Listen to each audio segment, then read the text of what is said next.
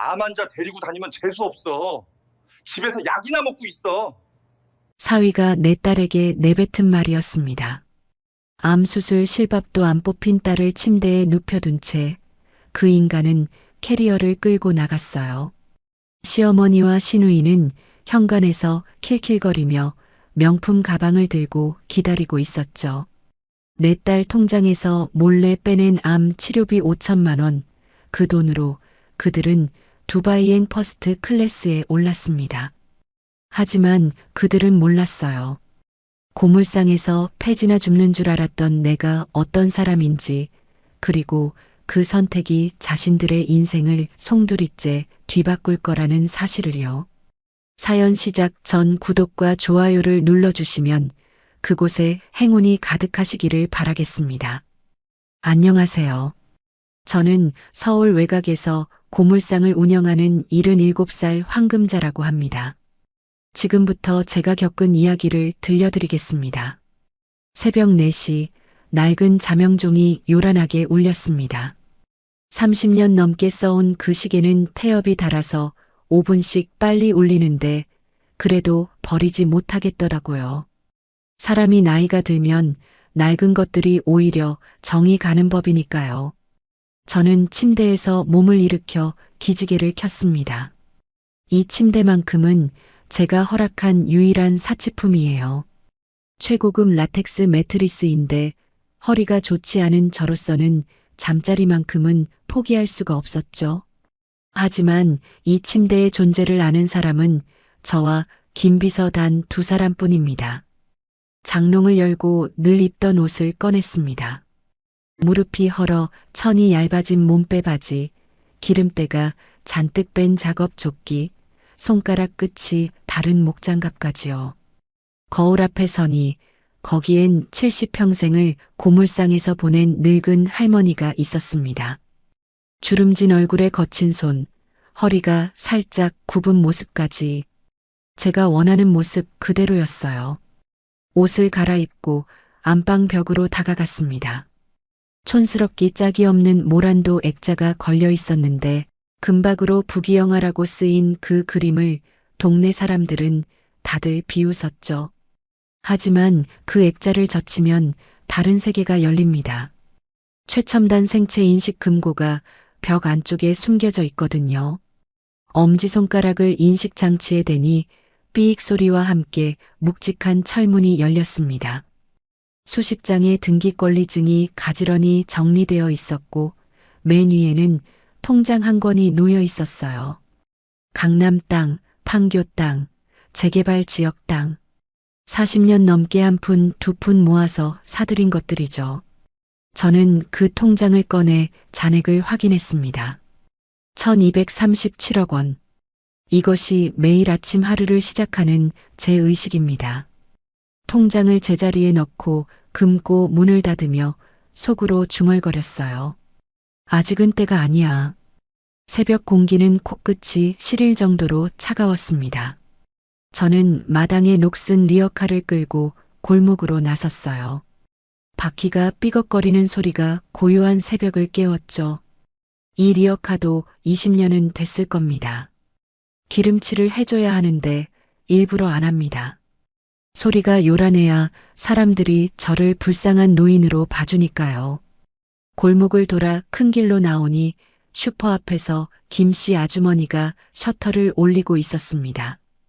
그 슈퍼가 들어선 건물이 사실 제 소유라는 걸 김씨 아주머니는 꿈에도 모릅니다. 금자 할머니, 이 새벽부터 또 나오셨네. 고생이 많으셔. 모료 새벽에 나와야 좋은 거 먼저 줍지. 김씨 아주머니가 유통기한 하루 남은 우유팩을 건네줬습니다. 고맙기도 했지만 마음이 묘했어요.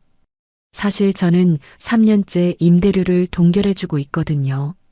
주변 시세가 2배로 올랐는데도요. 아침 8시쯤 고물상에 도착해 고철을 분류하고 있는데 검은색 고급 승용차가 흙탕물을 튀기며 들어왔습니다. 엔진 소리만 들어도 알 수 있었어요. 사위 박준성이었습니다. 번쩍이는 차 문이 열리고 준성이가 내렸습니다. 명품 구두를 신고 있었는데 발밑에 진흙을 보더니 인상을 확 찌푸렸어요. 그러고는 발끝으로 아장아장 걸어왔습니다. 마치 발레리나처럼요. 준성이가 손수건으로 코를 막으며 말했어요. 장모님, 제발 이 냄새 나는 짓 좀 그만두세요.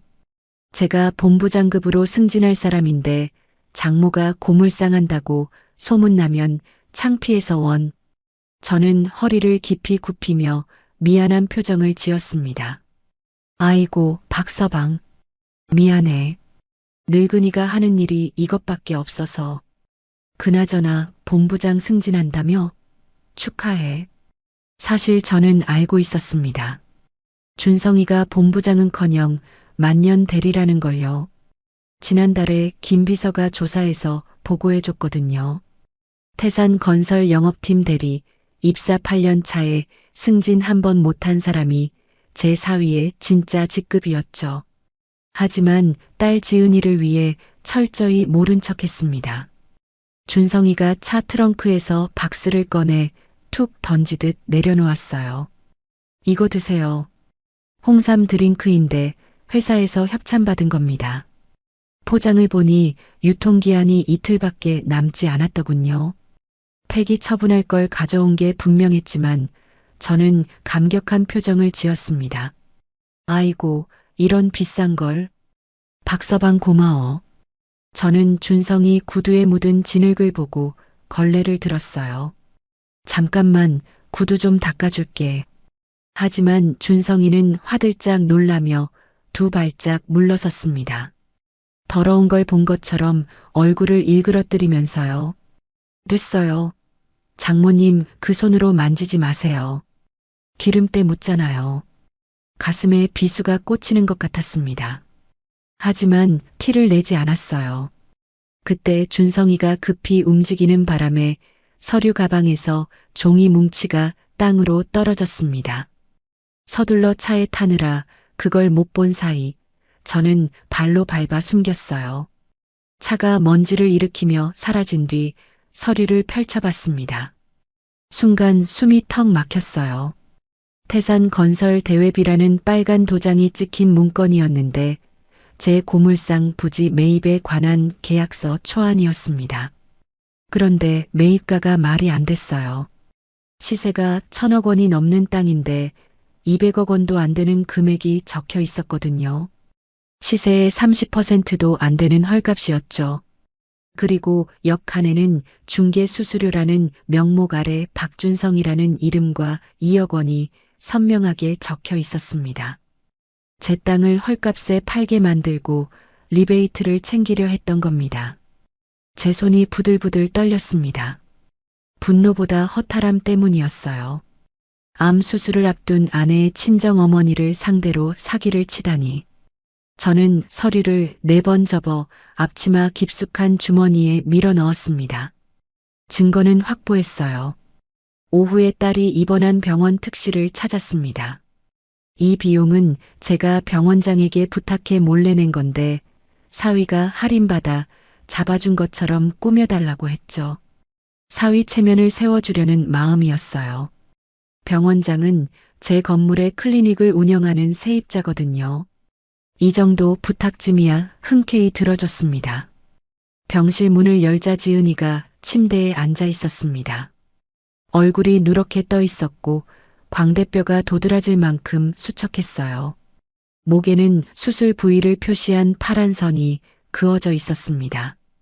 엄마, 준성 씨가 특실 잡아줬어. 본부장이라 할인받았대. 쉰 목소리로 말하는 지은이를 보며 속이 뒤집혔습니다. 대리 주제에 무슨 할인이에요.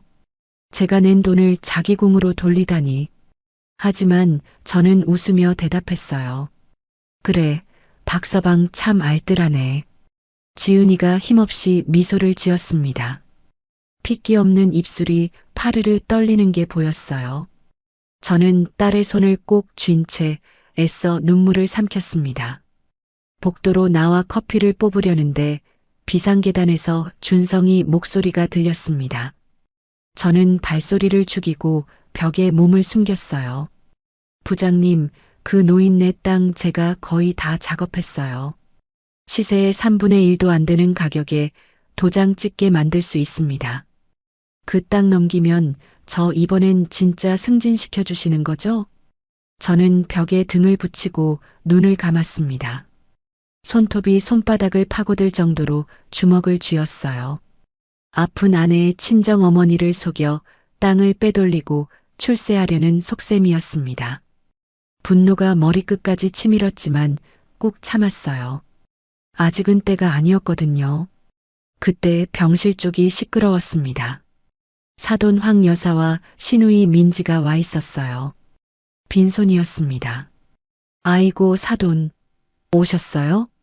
저는 허리를 깊이 굽혔습니다. 황 여사가 저를 위아래로 훑어보더니 노골적으로 인상을 찌푸렸어요. 기름때 묻은 작업 조끼와 낡은 몸빼 바지가 눈에 거슬렸나 봅니다. 사돈, 그 옷차림 좀 어떡해요. 병원에 그 꼬락서니로 오면 우리까지 창피하잖아요. 죄송해요, 사돈. 일하다 급히 와서요. 황 여사가 병실을 둘러보더니 혀를 찼습니다. 건조하네. 가습기가 어딨어? 사돈, 가습기 좀 사다 줘요. 민지가 옆에서 거들었어요.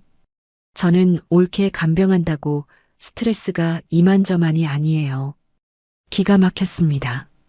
지은이가 입원한 지 일주일인데 오늘 처음 왔으면서요.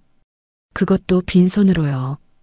과일 한 봉지, 죽 한 그릇도 없이 왔으면서 심부름까지 시키다니. 며느리가 암 수술을 앞두고 있는데 이게 시어머니가 할 짓입니까? 하지만 저는 속마음을 감추고 고개를 끄덕였습니다. 마트로 걸어가며 주먹을 꽉 쥐었습니다. 손톱이 손바닥에 박힐 정도였어요.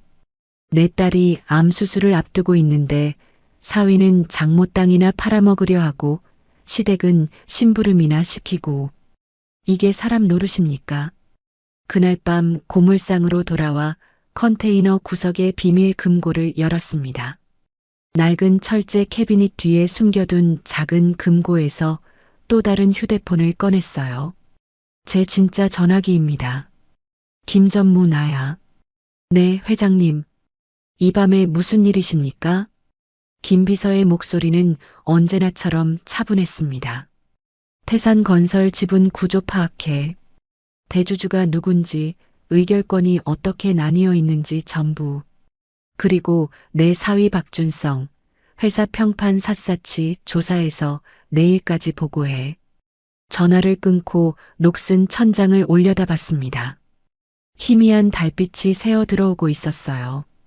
박준성, 내 놈이 밟고 있는 게 썩은 동아줄인 줄도 모르고 신났구나. 내일 지은이가 수술을 마치면 그 다음엔 천천히 갚아주마. 아주 천천히 뼈에 사무치도록.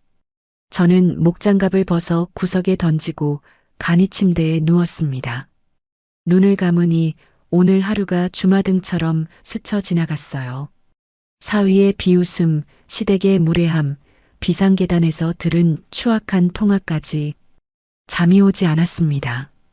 하지만 괜찮았어요. 이 분노가 저를 깨어있게 해줄 테니까요. 창문 틈으로 새어 들어오는 찬바람이 뺨을 스쳤지만 오히려 정신이 맑아졌습니다. 내일은 딸의 수술날이에요. 우선 그것부터 잘 끝내야 합니다. 그 후에 천천히 아주 꼼꼼하게 갚아주마. 수술 당일 아침 저는 새벽 5시부터 병원에 가 있었습니다. 지은이가 수술실에 들어가는 건 9시였지만 마음이 조급해서 가만히 집에 있을 수가 없었거든요. 병원 로비 의자에 앉아 창밖이 밝아오는 걸 바라보며 기도했습니다. 제발 우리 딸 무사히 수술 끝나게 해주세요. 8시가 넘어서야 준성이가 나타났습니다. 양복을 빳빳하게 차려입고 넥타이까지 메고 왔더군요. 아내가 수술받는 날인데 출근 복장이라니. 저는 속으로 혀를 찼지만 내색하지 않았습니다. 박서방 왔구나. 네, 장모님. 회사에 긴급 임원 회의가 잡혀서 좀 늦었어요. 본부장이 되려면 이런 자리 빠지면 안 되거든요. 또 본부장 타령이었습니다. 저는 고개만 끄덕였어요. 8시 반쯤 지은이를 수술 준비실로 데려갔습니다. 환자복을 입은 딸의 얼굴이 창백했어요. 저는 딸의 손을 꼭 잡았습니다. 차갑고 떨리는 손이었죠. 엄마, 나 무서워. 괜찮아. 금방 끝나. 눈 감았다 뜨면 다 끝나 있을 거야. 그때 준성이가 전화를 받더니 수술실 앞을 서성거렸습니다. 통화를 마치고 돌아온 그의 표정이 난처해 보였어요. 여보, 나 잠깐 회사 다녀올게. 급한 서류가 있대. 수술 끝나기 전에 올게. 지은이의 눈에 실망이 어렸습니다. 하지만 딸은 아무 말도 하지 못했어요. 준성이는 지은이의 손 한 번 잡아주지 않고 엘리베이터를 향해 걸어갔습니다. 저는 그 뒷모습을 보며 이를 악물었어요.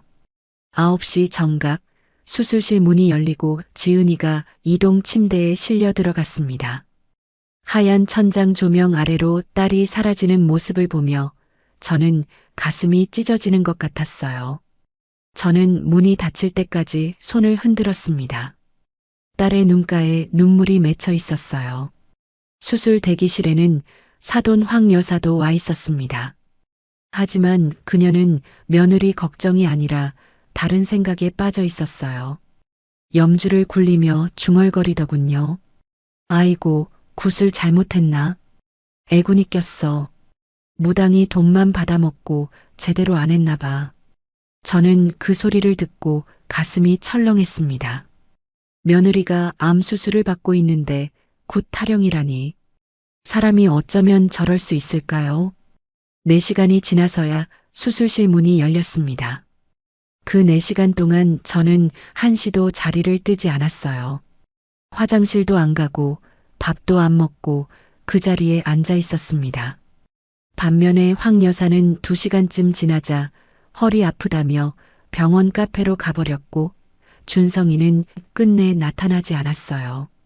담당 의사가 나와서 말했습니다. 수술은 잘 끝났습니다. 다만 림프절로 전이가 좀 있어서 회복에 시간이 걸릴 겁니다. 일주일 정도 입원이 필요해요.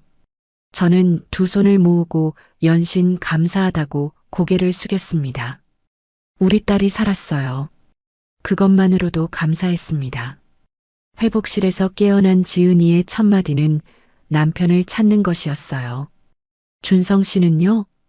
저는 말문이 막혔습니다. 준성이는 수술이 끝날 때까지 돌아오지 않았거든요. 저는 거짓말을 했어요. 회사에 급한 일이 있대. 곧 올 거야. 나중에 안 사실이지만 준성이는 그날 회사가 아니라 사우나에 있었습니다. 김 비서가 조사해서 알려줬어요. 아내가 암 수술을 받는 동안 사우나에서 낮잠을 잔 거죠.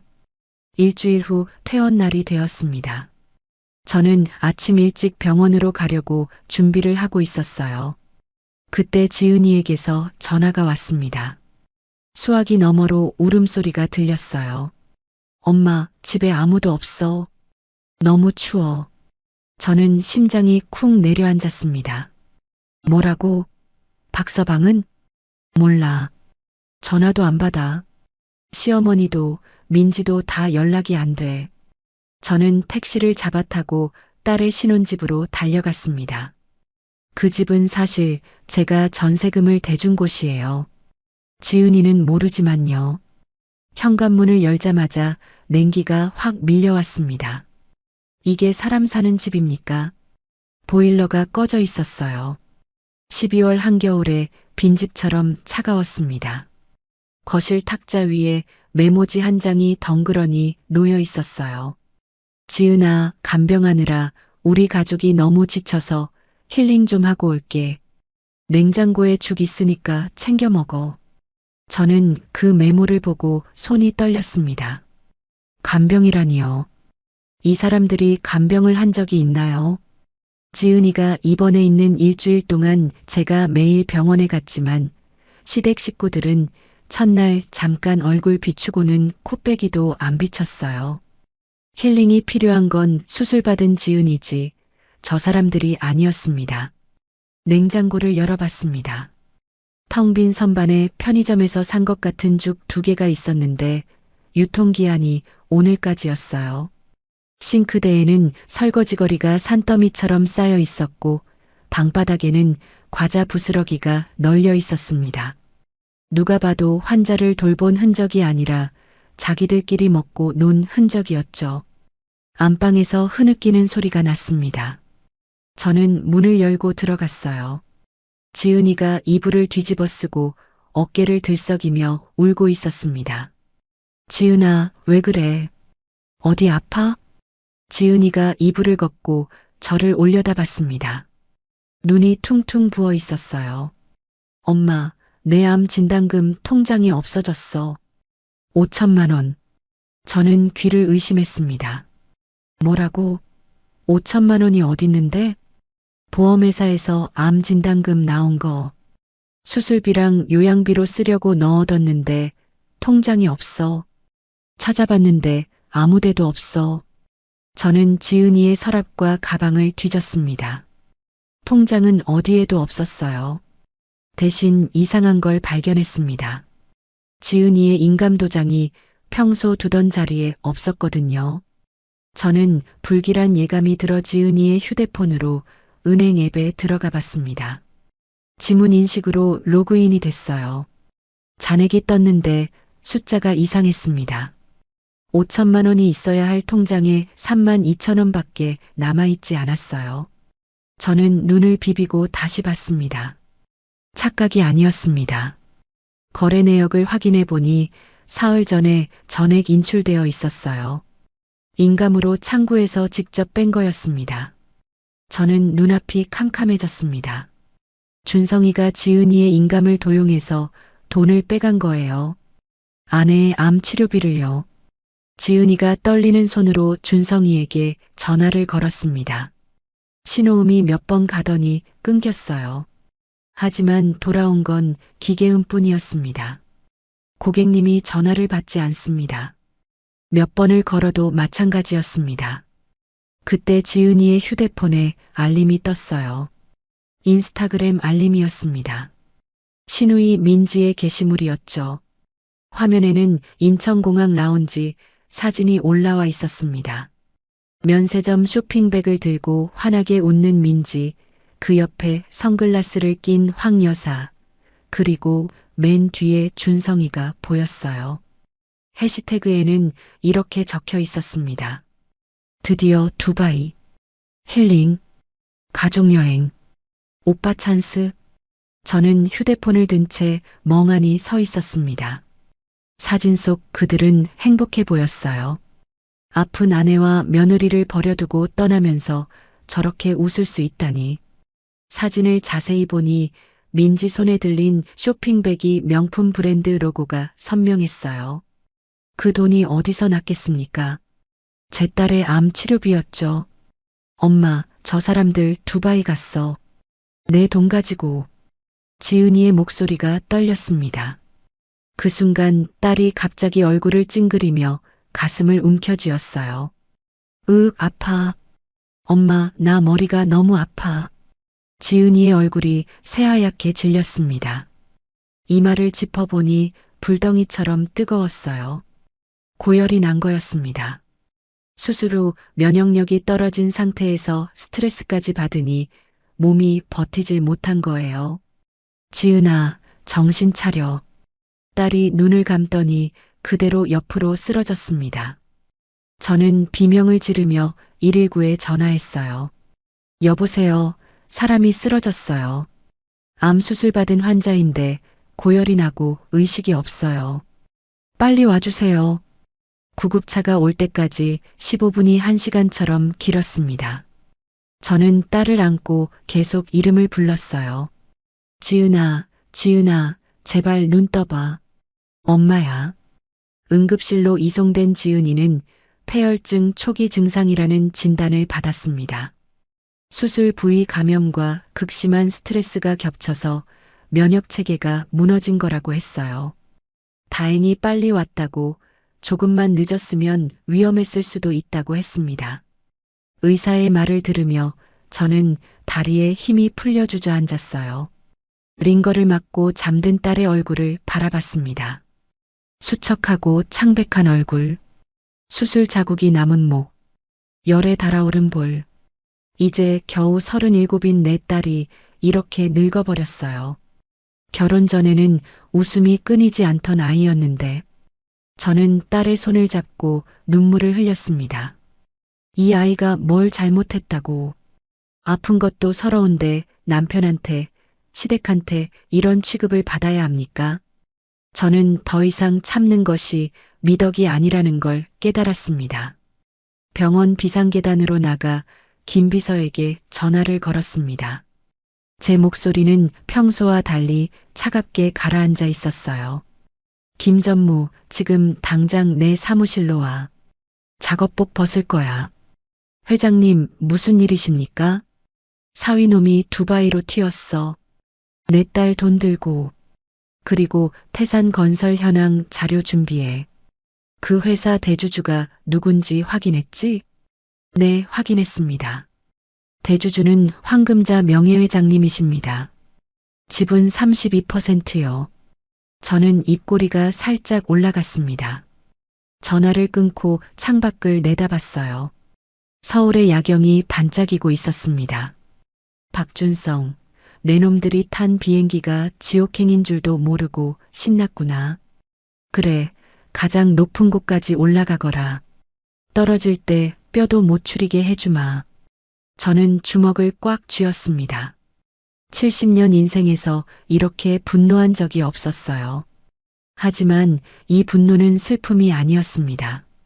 결이었어요. 더 이상 당하고만 있지 않겠다는 결심이었습니다. 이제 진짜 시작입니다.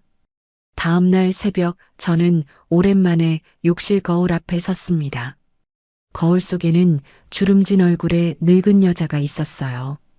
하지만 눈빛만은 달랐습니다. 어젯밤까지의 서글픔은 온데간데였고 차갑게 가라앉은 결의가 서려 있었죠. 저는 목욕 재개하듯 정성껏 몸을 씻었습니다. 떼수건으로 박박 문질러 고물상에서 밴 기름때와 녹물 냄새를 지워냈어요. 그리고 장롱 깊숙한 곳, 이중 바닥 아래 숨겨둔 수납장을 열었습니다. 거기에는 제 또 다른 인생이 들어 있었어요. 최고급 맞춤 정장, 캐시미어 코트, 진주 브로치, 그리고 30년 전 남편이 사준 악어 가죽 핸드백까지 한 번도 꺼내 쓴 적 없는 것들이었죠. 저는 옷을 하나하나 꺼내 침대 위에 펼쳤습니다. 정장은 검은색 실크 소재로 재단이 몸에 딱 맞았어요. 30년 전에 맞춘 건데 아직도 맞다니. 그때나 지금이나 체형이 변하지 않은 거죠. 그리고 염색약을 꺼내 희끗희끗한 머리카락을 검게 물들였어요. 드라이어로 머리를 말리고 화장대 앞에 앉았습니다. 파운데이션, 아이라인, 립스틱. 20년 만에 하는 화장이었지만 손이 떨리지 않았어요. 오히려 손끝에 힘이 들어갔습니다. 거울 속 여자가 달라져 있었습니다. 더 이상 고물상 할머니가 아니었어요. 어깨를 펴고 턱을 든 모습은 수백억 자산가의 위엄이 서려 있었죠.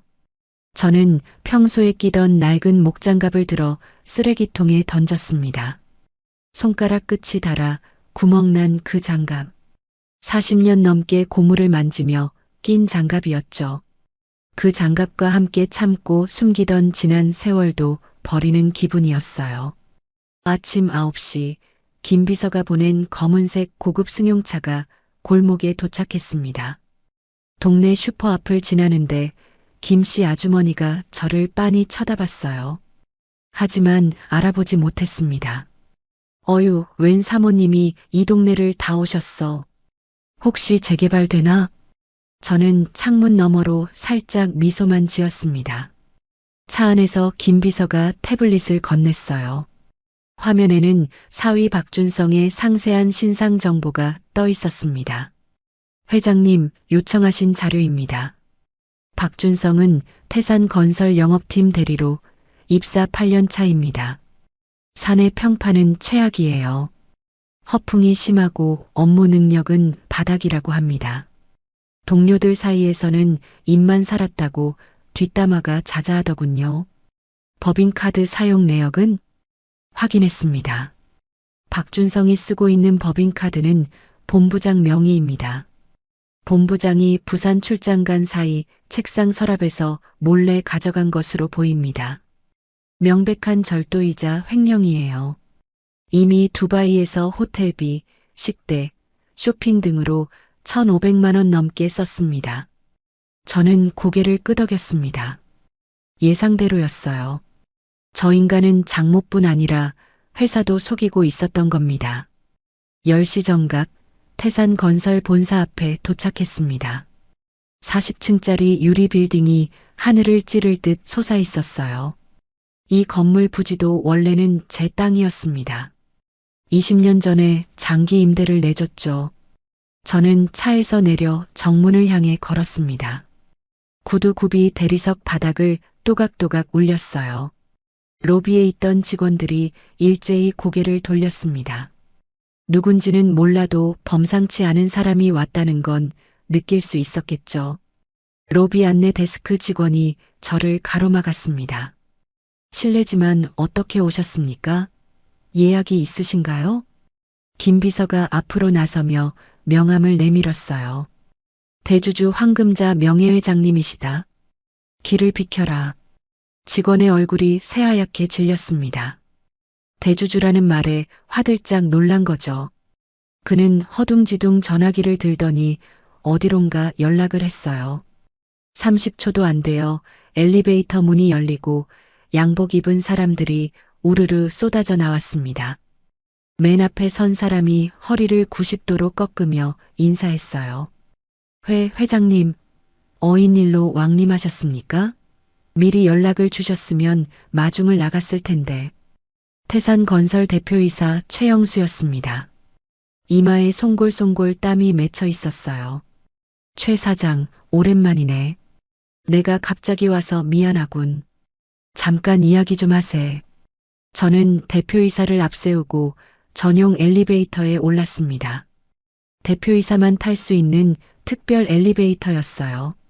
40층 회장실로 향하는 동안 아무도 말이 없었습니다. 대표이사는 연신 손수건으로 이마에 땀을 닦았고 옆에 선 임원들은 숨소리조차 죽이고 있었죠. 긴장감이 엘리베이터 안을 가득 채웠습니다. 회장실 문이 열렸습니다. 통유리창 너머로 서울 전경이 한눈에 내려다 보였어요. 남산타워부터 한강까지 이 도시의 절반이 제 발 아래 있는 것 같았습니다.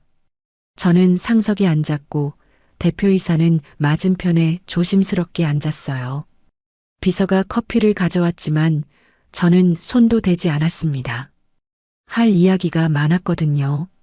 저는 가방에서 서류 뭉치를 꺼내 테이블 위에 탁 내려놓았어요. 이게 뭔지 아나? 대표이사가 서류를 집어들었습니다. 읽어 내려가던 그의 얼굴이 점점 굳어졌어요. 이건 박준성 대리가 작성한 부동산 매입 계약서 초안인데요. 그래. 내 땅을 시세의 3분의 1도 안 되는 가격에 사려고 했더군. 내 고물상 부지가 얼마짜리인지 아나? 1,000억이 넘어. 그걸 200억에 사겠다고? 그리고 저기 옆에 적힌 거 보이나? 중개 수수료 명목으로 2억 원. 자네 회사 직원이 리베이트 챙기려고 했어.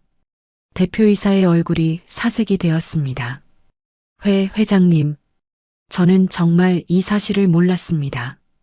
박준성이 그런 짓을 하고 있었다니.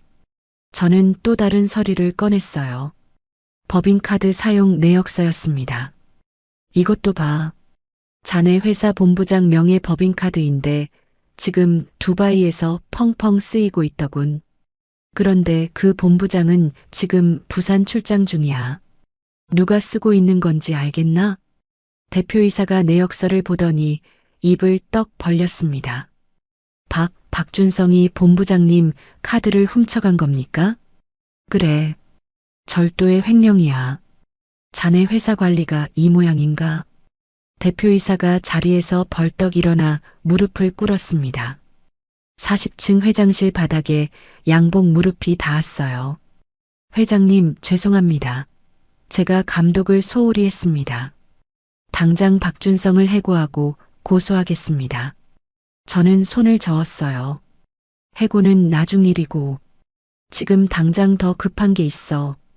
저는 자리에서 일어나 창가로 걸어갔습니다. 서울 시내가 발 아래 펼쳐져 있었어요. 작전 첫 번째.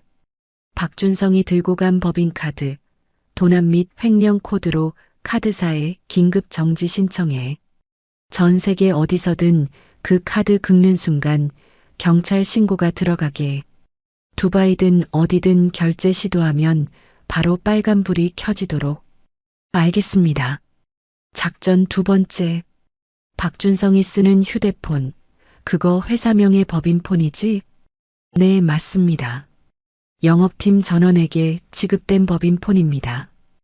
횡령 직원의 회사 자산 무단 반출을 사유로 통신사에 즉시 이용 정지 신청해. 전화도 못하고 데이터도 못 쓰게. 사막 한복판에서 먹통이 되면 얼마나 당황하겠어.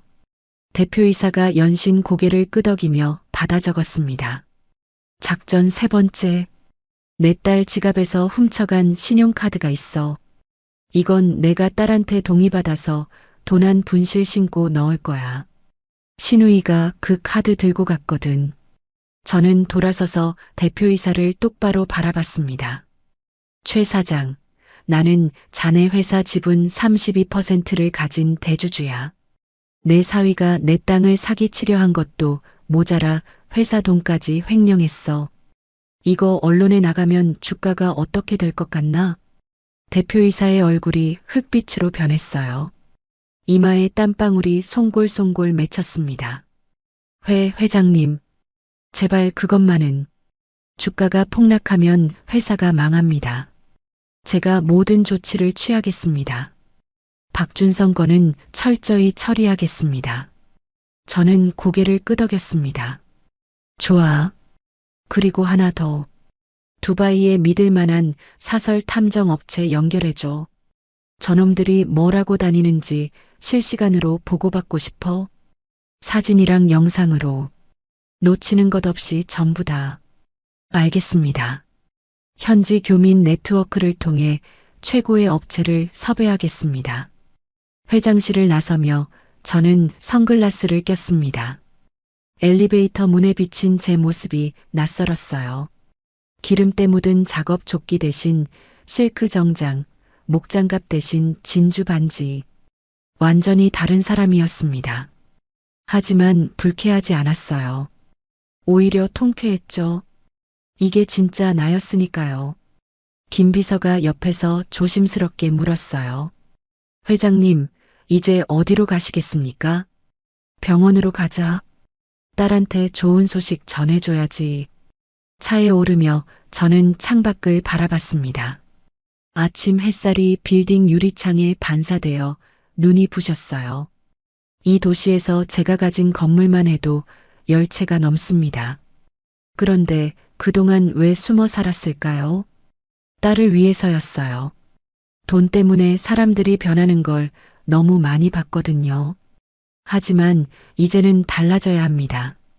숨어서 지켜주는 것만으로는 딸을 보호할 수 없다는 걸 깨달았으니까요. 휴대폰을 확인했습니다. 탐정업체에서 첫 번째 보고가 왔더군요.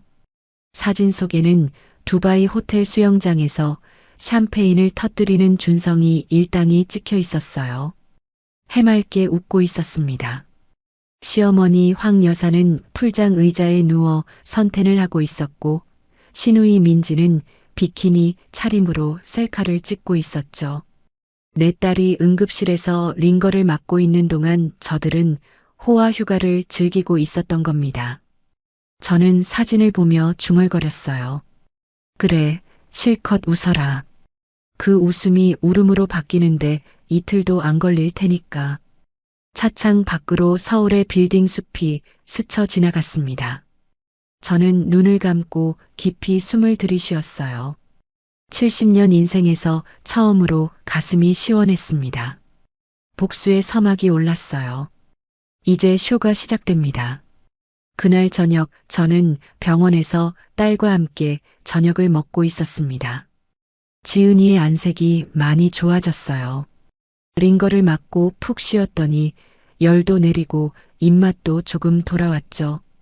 볼에 핏기가 돌기 시작했고 눈빛에도 생기가 돌아왔습니다. 엄마, 이 갈비찜 어디서 시킨 거야? 맛있다. 응, 청담동에 있는 데서 배달시켰어. 많이 먹어. 저는 딸이 밥 먹는 모습을 흐뭇하게 바라봤습니다. 며칠 전 응급실에 실려갔을 때는 정말 가슴이 철렁했는데 이렇게 밥을 먹는 모습을 보니 눈물이 날 것 같았어요. 그때 휴대폰에 알림이 떴습니다. 두바이 탐정업체에서 보낸 실시간 보고였어요. 저는 태블릿을 꺼내 영상을 재생했어요. 화면에는 두바이의 초호화 쇼핑몰 내부가 비쳤습니다. 세계에서 가장 크다는 그 쇼핑몰은 정말 어마어마했어요. 대리석 바닥에 금빛 장식, 천장에서 쏟아지는 샹들리에 조명, 실내에 수족관이 있고 스키장까지 있다더군요. 그 한복판을 준성이 일당이 활보하고 있었죠. 마치 자기네 집 거실인 양뻑이며 걸어다녔습니다. 신우이 민지가 명품 매장 앞에서 환호성을 질렀어요. 손에는 반짝이는 가방이 들려 있었습니다. 가방 하나를 들고 나오더니 준성이에게 매달렸어요. 오빠, 이거 사줘. 400만 원밖에 안 해. 한국에서 사면 500만 원이래. 준성이가 큰 소리로 대답했어요. 그래, 사. 오늘은 내가 다 쏜다. 마음껏 골라. 저는 피식 웃었습니다. 400만 원밖에라니. 남의 돈이니까 저렇게 펑펑 쓰는 거겠죠. 하지만 그 호화로운 시간도 이제 끝입니다. 잠시 후 그들은 쇼핑몰 안에 있는 최고급 레스토랑으로 들어갔어요. 아랍 왕족들이나 간다는 곳이었습니다. 탐정이 보낸 사진에는 메뉴판이 찍혀 있었는데 1인당 50만 원이 넘는 코스 요리였어요. 전복 요리, 와규 스테이크, 캐비어까지. 샴페인까지 시키면 100만 원은 훌쩍 넘을 거예요. 셋이서 밥 한 끼에 300만 원이 넘는 돈을 쓰려는 거죠. 황 여사가 스테이크를 썰며 흡족한 표정을 지었습니다. 아이고, 역시 두바이는 다르네. 우리 아들이 임원되더니 효도를 하네. 준성이가 폰으로 라이브 방송을 켰어요. 화면에 대고 허세를 부렸죠. 여러분, 여기 두바이입니다. 성공한 건설사 임원의 여유. 이게 바로 진짜 인생이죠. 부러우면 지는 거예요. 댓글이 달리기 시작했어요. 부럽다, 대박이다. 어떻게 저렇게 사냐는 반응들이었죠. 준성이는 어깨를 으쓱거리며 우쭐해했습니다. 저는 그 영상을 보며 고개를 저었습니다. 저게 대리 월급으로 가능한 일인가요? 회사 돈 횡령하고 아내 치료비 빼돌려서 저러고 있는 거잖아요. 식사가 끝나고 계산서가 나왔습니다. 총액은 320만 원. 준성이가 자신만만하게 법인카드를 꺼내 직원에게 건넸어요. 저는 화면을 뚫어져라 쳐다봤습니다. 이제 곧 쇼가 시작될 거예요. 직원이 카드를 긁었습니다. 기계에서 삐소리가 났어요. 한 번, 두 번. 직원의 표정이 묘하게 변했습니다. 탐정이 클로즈업한 화면에서 직원의 눈빛이 싸늘해지는 게 보였어요. 손님, 죄송한데 이 카드가 승인 거절되었습니다. 준성이의 얼굴이 굳었어요. 눈이 휘둥그레지더니 이마에 땀이 맺혔습니다. 뭐요? 그럴 리가 없는데. 다시 한번 해봐요. 직원이 다시 긁었지만 결과는 같았습니다. 화면에 뜬 메시지는 도난 카드 사용 불가였어요. 제가 신청한 긴급 정지가 제대로 먹힌 거죠. 준성이가 당황하며 땀을 흘렸습니다. 이마에서 땀이 줄줄 흘러내렸어요. 그때 민지가 나섰습니다. 오빠, 걱정 마. 내가 카드 있어. 민지가 꺼낸 건 제 딸 지은이의 신용카드였습니다. 지갑에서 훔쳐간 거죠. 하지만 그 카드도 이미 도난 분실 신고가 되어 있었어요. 직원이 카드를 긁고는 얼굴이 싸늘해졌습니다. 이 카드도 도난 신고된 카드입니다. 손님, 경찰 부르기 전에 다른 결제 수단 있으시면 주세요. 탐정이 보낸 영상 속에서 그들의 얼굴이 새하얗게 질려가는 게 보였어요. 레스토랑 안에 다른 손님들이 쳐다보기 시작했습니다. 준성이가 급하게 지갑을 뒤졌어요. 현금 있잖아. 민지야, 너 현금 얼마 있어? 나 면세점에서 화장품 사느라 다 썼는데? 뭐, 그걸 왜 다 써? 내가 얼마나 썼길래? 오빠가 다 사준다며. 카드 된다며. 황 여사가 끼어들었어요. 목소리가 날카롭게 올라갔습니다. 야, 너희 둘이 왜 싸워? 지금 그게 중요해? 준성아, 내가 뭐든 해봐. 내가 본부장이라며. 준성이가 손목에 시계를 풀었습니다. 번쩍이는 고급 시계였어요. 금색 테두리에 다이아몬드가 박혀 있었죠. 이거 맡기면 되잖아. 롤렉스야. 1,000만 원짜리라고. 직원이 시계를 받아들고 자세히 살펴봤습니다. 뒤집어서 보고 빛에 비춰보고 돋보기까지 꺼내 들었어요. 그러더니 코웃음을 쳤습니다. 손님, 이거 가품입니다. 진품이 아니에요. 이런 짝퉁은 여기서 8원짜리도 안 됩니다. 저는 그 장면을 보며 배꼽을 잡았습니다. 롤렉스가 가짜라니. 허세의 끝판왕이었어요. 본부장이라고 거짓말하고 명품 시계도 가짜를 차고 다녔던 거죠. 그 인간의 인생 자체가 가품이었습니다. 결국 레스토랑에서 경찰이 출동했고 그들은 20분 넘게 사정사정해서 겨우 풀려났습니다. 두바이 경찰 앞에서 황 여사가 무릎까지 꿇었다더군요. 대신 여권 사본을 남기고 이틀 안에 돈을 갚겠다는 각서를 썼죠. 외국에서 먹튀하면 국제 수배가 될 수도 있으니까요. 호텔로 돌아간 그들에게 더 큰 충격이 기다리고 있었어요. 로비에 들어서자마자 그들의 짐 가방들이 바닥에 내동댕이 쳐져 있었습니다. 캐리어가 열려서 옷가지들이 쏟아져 있었죠. 프런트 직원이 다가와 냉정하게 말했어요.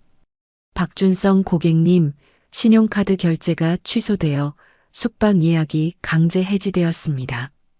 밀린 숙박비가 500만 원입니다.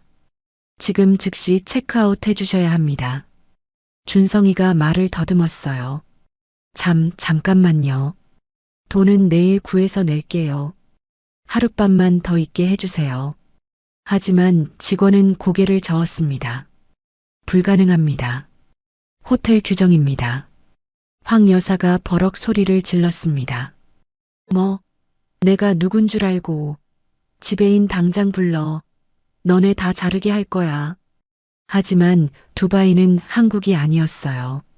돈 없으면 손님이 아닌 곳이죠. 덩치 큰 보안 요원 2명이 다가오더니 황 여사의 양팔을 잡아들어 올렸습니다. 마치 짐짝처럼요. 발버둥을 쳐도 소용없었어요. 황 여사가 발을 휘저으며 소리를 질렀지만 보안 요원들은 표정 하나 안 바꾸고 그녀를 로비 밖으로 끌어냈습니다.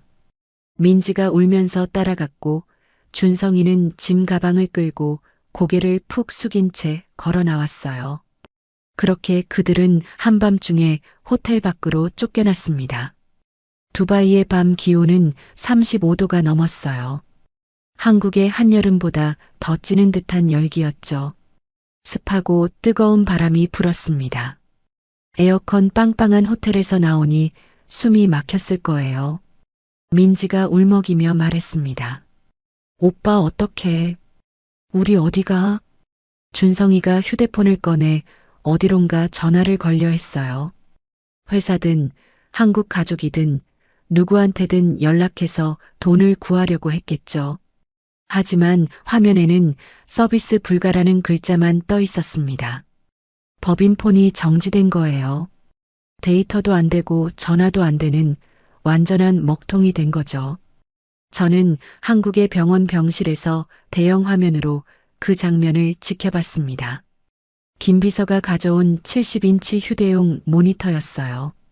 딸 지은이도 침대에서 몸을 일으켜 함께 봤습니다. 화면 속 준성이는 커피숍 유리창에 매달려 와이파이를 잡으려고 안간힘을 쓰고 있었어요. 마치 굶주린 사람이 음식을 찾는 것처럼 필사적이었죠. 민지는 높은 구두 때문에 발이 부어올라 길바닥에 주저앉아 있었고 황 여사는 부채질을 하며 헐떡거렸습니다. 명품 옷이 땀에 젖어 몸에 달라붙어 있었어요. 지은이가 처음에는 놀란 표정이었어요. 남편과 시댁이 저렇게 비참해지는 모습을 처음 보니까요. 하지만 준성이가 시어머니 뒤에 숨어서 벌벌 떠는 모습을 보더니 피식 웃었습니다. 위기 상황에서 아내가 아니라 엄마 뒤에 숨는 남자. 그게 자기 남편의 진짜 모습이었던 거죠. 엄마, 저 사람들 진짜 대책이 없네. 나 저런 남자 믿고 5년을 살았던 거야? 지은이의 목소리에는 자조가 섞여 있었어요. 하지만 슬픔은 없었습니다. 저는 딸의 눈을 바라봤습니다. 거기서 미련이 사라지는 게 보였어요. 그동안 남편에 대한 환상, 시댁에 대한 기대, 결혼 생활에 대한 희망. 그런 것들이 눈 녹듯 사라지고 있었죠. 5년 동안 참고 견뎠던 세월이 헛되었다는 걸 깨달은 거예요. 저는 딸의 손을 꼭 잡았습니다. 지은아, 이제 시작이야. 저 사막이 얼마나 뜨거운지 뼛속까지 알게 해줄 거야. 딸이 천천히 고개를 끄덕였어요. 그 눈빛에는 더 이상 슬픔이 없었습니다. 대신 단단한 결의가 서려 있었죠. 내 딸이 드디어 정신을 차린 거예요. 저는 와인 잔을 들어 화면을 향해 건배했습니다. 김 비서도 옆에서 잔을 들었어요. 박준성, 내 인생 최악의 밤은 이제 시작이란다. 화면 속에서 그들은 길거리를 헤매고 있었어요. 갈 곳도 돈도 연락할 방법도 없이 화려했던 두바이의 불빛이 그들에게는 지옥의 불꽃처럼 보였을 겁니다. 세계에서 가장 높은 빌딩, 가장 화려한 분수, 가장 비싼 호텔. 그 모든 것이 이제는 그들을 조롱하는 것처럼 느껴졌겠죠. 저는 와인을 한 모금 마시며 미소 지었습니다. 복수는 이렇게 천천히 뜨겁게 익어가는 거예요. 내일은 더 재미있을 겁니다. 기대되네요. 다음 날 아침 저는 인천공항에 있었습니다. 김 비서가 예약해둔 퍼스트 클래스 좌석이었어요. 제 옆에는 딸 지은이가 앉아 있었습니다. 의사가 장거리 비행은 무리라고 했지만 지은이가 고집을 부렸어요.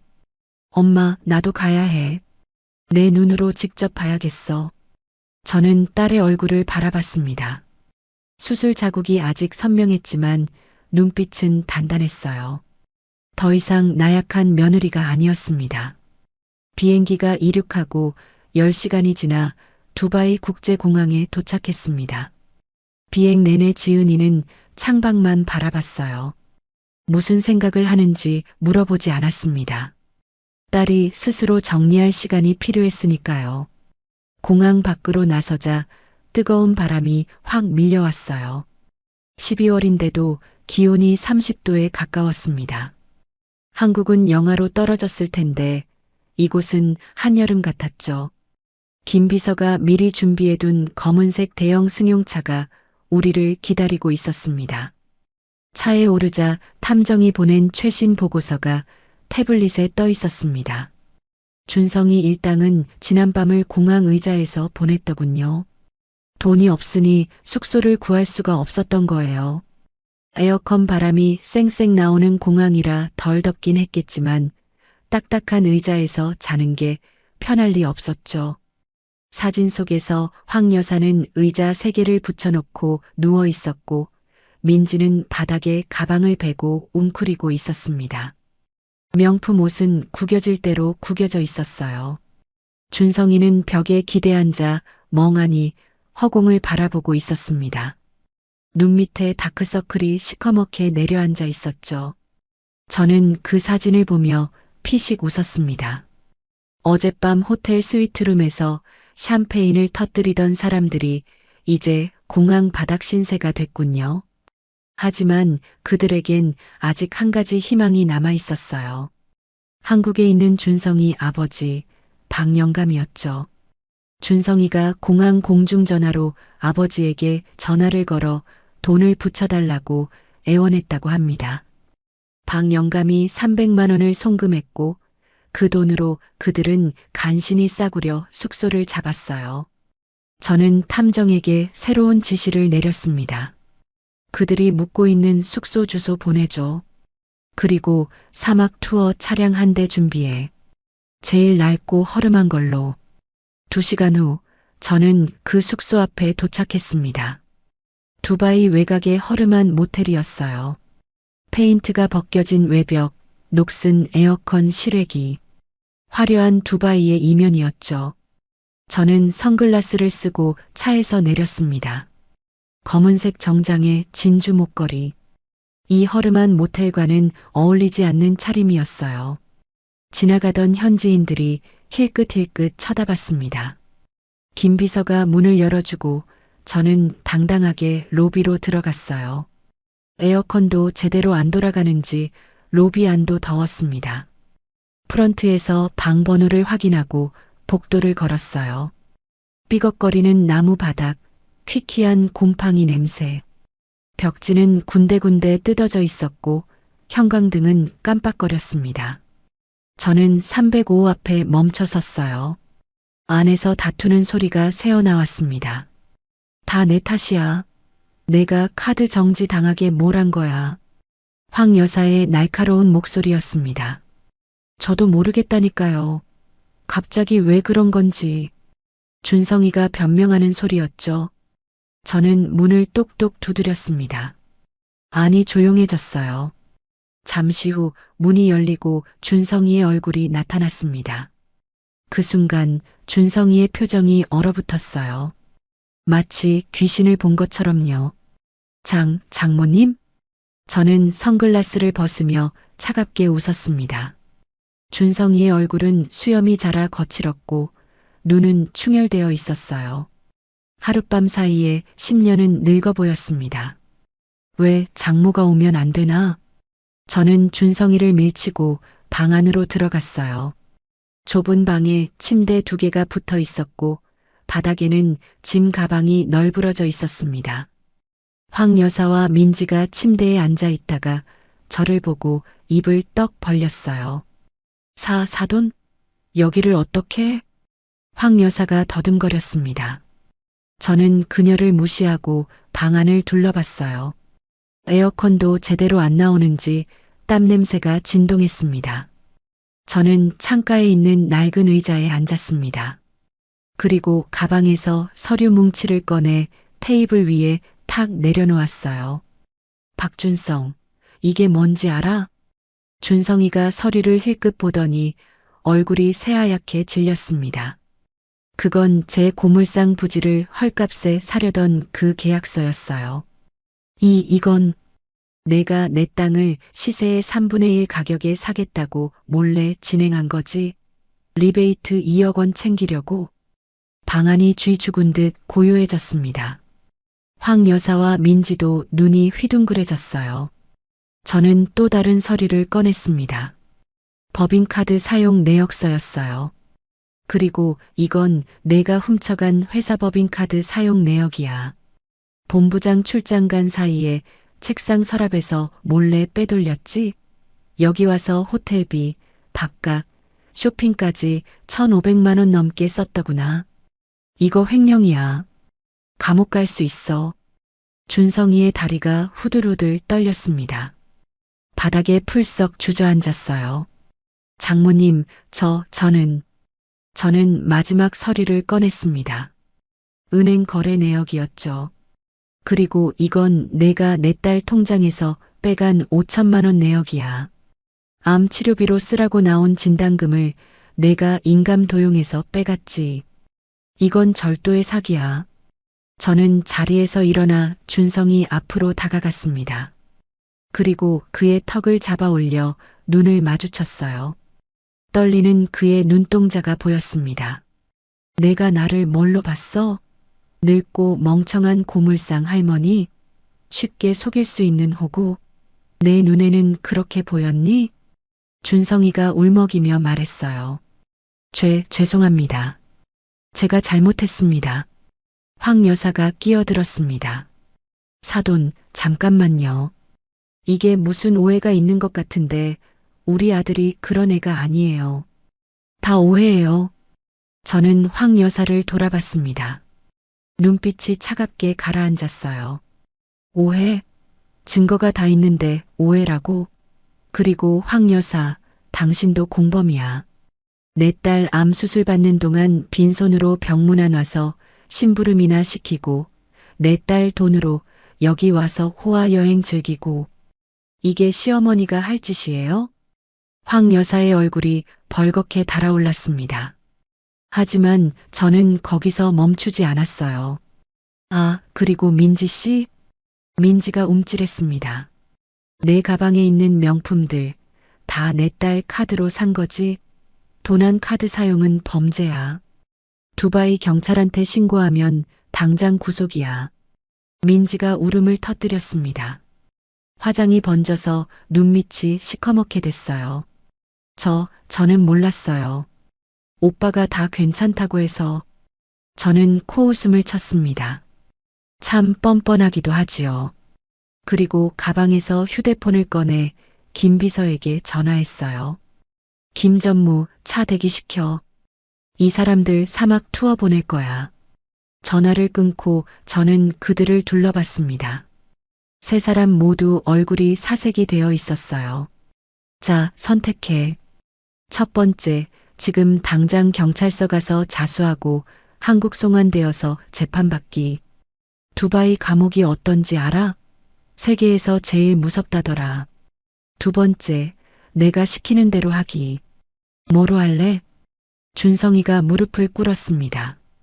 더러운 모텔 바닥에 양복 무릎이 닿았어요. 장모님 살려주세요. 뭐든 할게요. 제발.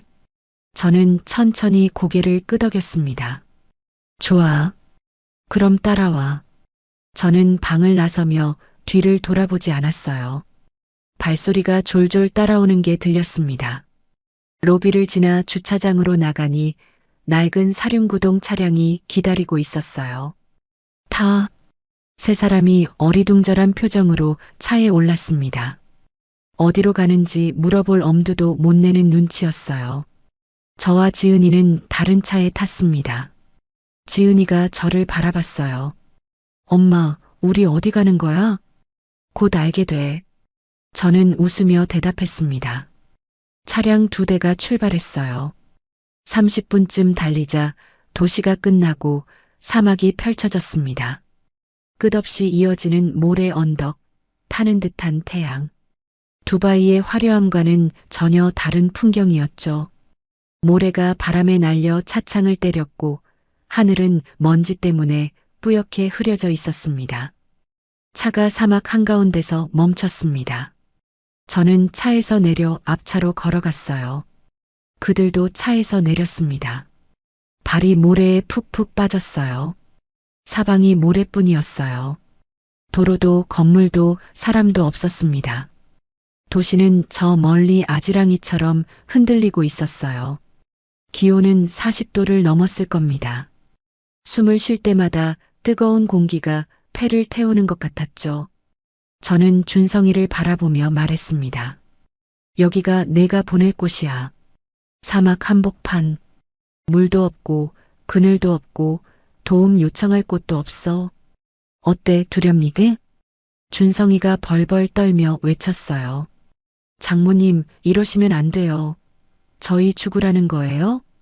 저는 차갑게 웃었습니다. 죽이진 않아. 대신 내가 내 딸한테 한 짓 똑같이 느껴봐. 아픈 아내 버려두고 호화 여행 온 기분이 어땠어? 이제 내가 버림받는 기분을 느껴봐. 저는 운전사에게 신호를 보냈어요.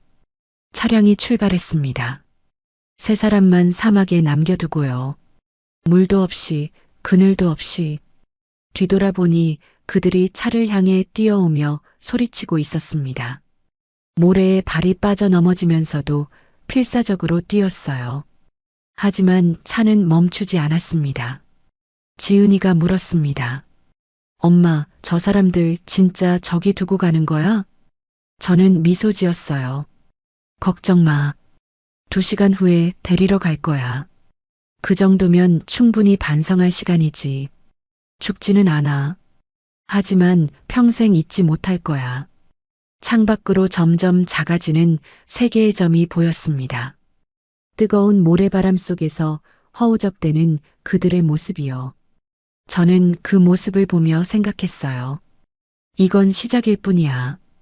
진짜 심판은 한국에 돌아가서 시작된다. 내 놈들이 내 딸한테 한 짓 10배로 갚아주마. 두바이에서 돌아온 지 3일째 되는 날이었습니다. 저는 고물상에서 평소처럼 일하고 있었어요. 녹슨 철판을 분류하고 고장난 가전제품을 정리하고, 물론 진짜 일하는 건 아니었죠. 손은 움직이지만 머리는 다음 수순을 준비하면서 시간을 보내고 있었습니다. 준성이 일당을 두바이 사막에 남겨두고 온 뒤로 저는 그들이 어떤 반응을 보일지 기다리고 있었어요. 그때 골목 입구에 검은색 승용차 3대가 줄지어 들어왔어요. 문이 열리고 양복 입은 사람들이 우르르 쏟아져 나왔습니다. 맨 앞에 선 사람은 준성이 아버지 박영감이었어요. 박영감은 70줄에 접어든 노인이었지만 눈빛만큼은 독사처럼 날카로웠습니다. 시골에서 정미소를 운영하다가 재개발 바람을 타고 땅값이 올라 몇십억을 번 사람이었죠. 그 돈으로 아들 준성이를 서울로 보내 대학까지 시켰어요. 아들이 잘 되길 바라는 마음은 이해하지만 그 아들이 사기꾼이 된 건 이 아버지 탓도 있을 겁니다. 어릴 때부터 뭐든 다 해주고 감싸기만 했으니까요. 박영감이 고물상 마당으로 성큼성큼 걸어 들어왔습니다. 구두가 먼지를 일으켰어요. 그 뒤로 양복 입은 남자 둘이 따라왔습니다. 한 명은 서류 가방을 들고 있었는데 아마 변호사인 것 같았어요. 다른 한 명은 체격이 좋은 걸 보니 경호원인 모양이었습니다. 사돈, 박영감이 저를 향해 소리쳤어요. 목소리가 골목 전체에 울렸습니다. 동네 사람들이 창문을 열고 내다봤어요. 저는 일손을 멈추고 천천히 일어났습니다. 장갑을 벗으며 담담하게 물었어요. 떨리지 않게 목소리를 가다듬었습니다. 아이고, 박서방 아버님이시네요. 여긴 웬일이세요? 박영감의 얼굴이 벌겋게 달아올랐습니다. 웬일이냐고? 내 아들을 사막에 버려놓고 웬일이냐고 물어? 저는 눈 하나 깜짝 안 하고 대답했어요. 사막에 버리다니요. 사막 투어 갔다가 길을 잃은 거죠. 제가 다시 데리러 갔잖아요. 뻔뻔하기는. 박영감이 발을 굴렀습니다. 그의 옆에 서 있던 양복 입은 남자가 앞으로 나섰어요. 저는 박준성 씨의 법률 대리인 최 변호사입니다. 황금자 씨, 당신은 지금 심각한 법적 문제에 직면해 있습니다. 저는 팔짱을 끼고 그를 바라봤어요. 법정에서 잔뼈가 굵어 보이는 얼굴이었습니다. 무슨 문제요? 변호사가 서류 가방에서 종이 뭉치를 꺼냈습니다. 첫째, 외국에서 사람을 유기한 건 살인미수에 해당할 수 있습니다. 두바이 사막에 3사람을 버려두고 떠난 건 명백한 범죄예요. 두바이 현지 경찰에도 피해 신고가 접수되어 있습니다. 저는 피식 웃었습니다. 살인미수요? 2시간 후에 데리러 갔는데 물이랑 음료수도 충분히 줬고요. 그리고 피해 신고라면 제가 먼저 했어요. 법인카드 횡령, 암 치료비 절도. 그분들이 왜 두바이에 갔는지 아세요? 내 딸 암 치료비 5천만 원 들고 도망간 거예요. 그건 절도 아닌가요? 변호사의 표정이 살짝 굳었습니다. 제가 반박할 줄은 예상 못한 모양이에요. 하지만 곧 다시 표정을 가다듬고 말을 이었습니다. 둘째, 박준성 씨가 오늘 법원에 이혼 소송을 제기했습니다. 위자료와 재산 분할을 청구합니다. 저는 귀를 의심했습니다. 뭐라고요? 이혼 소송을? 내 딸이 아니라 그쪽에서? 아내 암 수술비를 훔쳐간 남편이? 박 영감이 끼어들었어요. 뻔뻔하게 웃으면서요. 그래, 우리가 먼저 이혼 소송 넣었어. 어차피 이렇게 된 거 깔끔하게 정리하자고. 대신 재산 분할은 제대로 받아야지. 5년 동안 같이 산 세월이 있잖아. 저는 어이가 없어서 웃음이 나왔습니다. 아내 암 치료비를 훔쳐간 남편이 이혼 소송을 먼저 내다니요. 도둑이 매를 드는 격이었습니다. 변호사가 또 다른 서류를 꺼냈습니다. 셋째, 박준성 씨가 태산건설에서 부당해고를 당했습니다. 이건 황금자 씨가 대주주 지위를 남용해서 압력을 넣은 결과예요. 해고, 무효 소송과 함께 손해배상 5억 원을 청구할 예정입니다. 경영권 남용으로 공정거래위원회에도 제소할 겁니다. 저는 잠시 말이 없었습니다. 준성이가 해고당한 건 예상했지만 이렇게 법적으로 대응할 줄은 몰랐어요. 박 영감이 시골 노인네처럼 보여도 은근히 머리가 돌아가는 사람이었습니다. 변호사 비용이 만만치 않을 텐데 그만큼 돈을 들여서라도 저를 흔들어 보겠다는 거죠. 박 영감이 한 발짝 다가오며 낮은 목소리로 말했어요. 고물상 먼지 냄새와 그의 담배 냄새가 섞였습니다. 사돈, 솔직히 말할게. 내 아들이 잘못한 거 나도 알아. 하지만 내 딸도 문제가 많아. 아픈 것만 빼면 살림도 못하고 아이도 없고 결혼 5년 동안 애 하나 못 낳았잖아. 우리 아들이 바람 피울 만도 하지. 남자가 그럴 수도 있는 거야.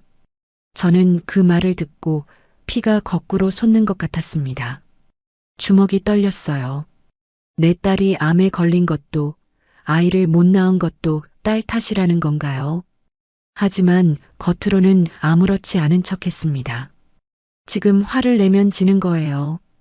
다 하셨어요? 박 영감이 코웃음을 쳤어요. 합의할 생각 있으면 연락해. 2억이면 이혼 소송 취하하고 조용히 헤어질게. 소송 가면 서로 피곤해지니까. 현명하게 생각해봐. 그들은 돌아서서 차를 타고 떠났습니다. 골목의 먼지만 풀썩 일었어요. 검은색 승용차 세대가 줄지어 빠져나가는 모습이 마치 장례 행렬 같았습니다. 저는 그 자리에 서서 한참을 움직이지 못했습니다. 분노가 아니었어요. 오히려 놀라움이었죠. 저 인간들이 저렇게까지 뻔뻔할 줄은 몰랐습니다. 피해자인 척 가해자 행세를 하다니. 아내 돈을 훔쳐간 남편이 위자료를 달라고 하다니. 세상에 이런 일이 있나 싶었어요. 그날 저녁 지은이가 울면서 전화를 걸어왔어요. 엄마, 준성이가 이혼 소송 넣었대.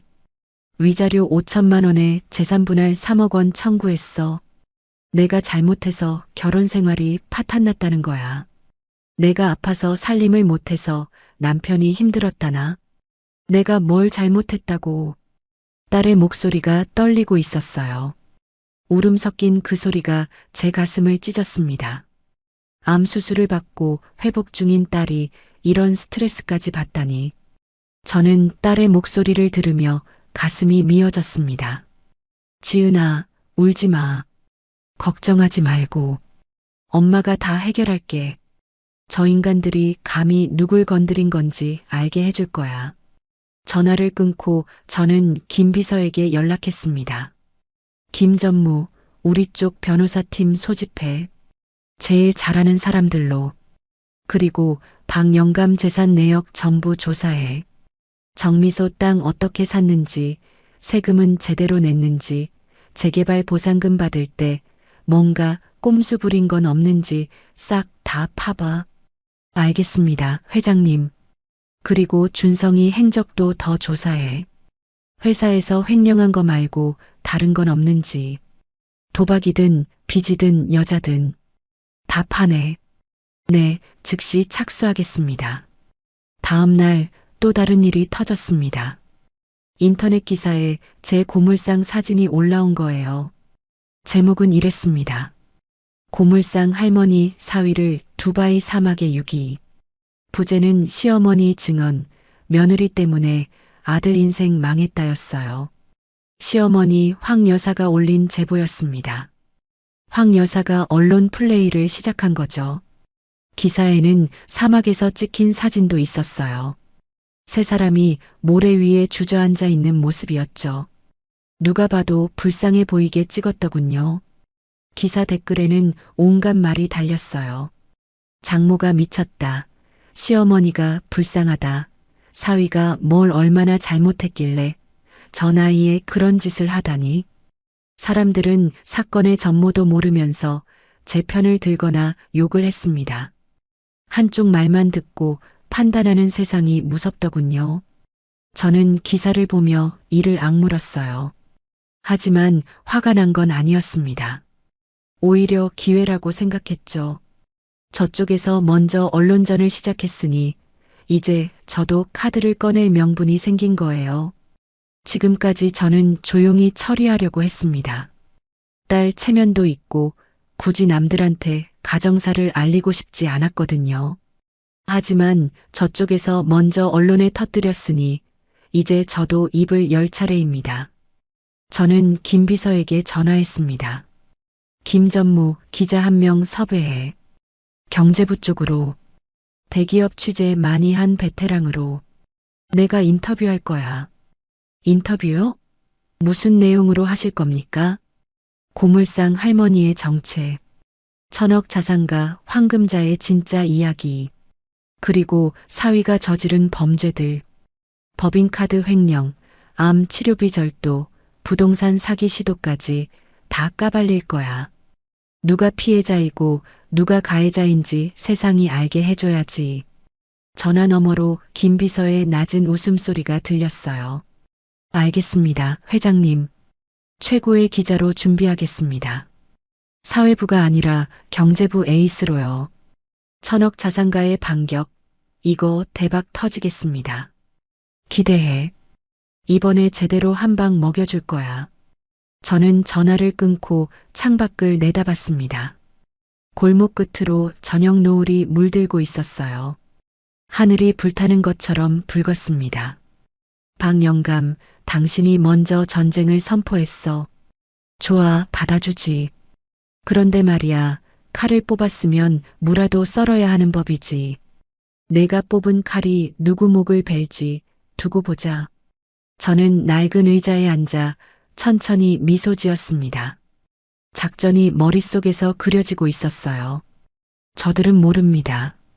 지금 자기들이 덫에 발을 들여놓았다는 걸요. 법인카드 횡령 증거, 암 치료비 절도 증거, 부동산 사기 시도 증거. 제 손에는 폭탄이 가득합니다. 저쪽에서 소송을 걸어왔으니 이제 그 법정에서 모든 걸 터뜨려 줄 거예요. 사흘 후면 모든 게 뒤집어집니다. 인터뷰 기사가 나가는 날 세상은 진실을 알게 될 겁니다. 누가 피해자이고 누가 가해자인지. 그때까지 조금만 더 참으면 돼요. 사흘 후 아침 저는 강남의 한 호텔 스위트룸에 앉아 있었습니다. 오늘은 인터뷰 기사가 나가는 날이에요. 밤새 잠을 설쳤습니다. 긴장돼서가 아니라 기대가 됐거든요. 드디어 진실이 세상에 공개되는 날이니까요. 김 비서가 섭외한 기자는 경제부 에이스 기자였습니다. 대기업 비리 전문으로 유명한 사람이었죠.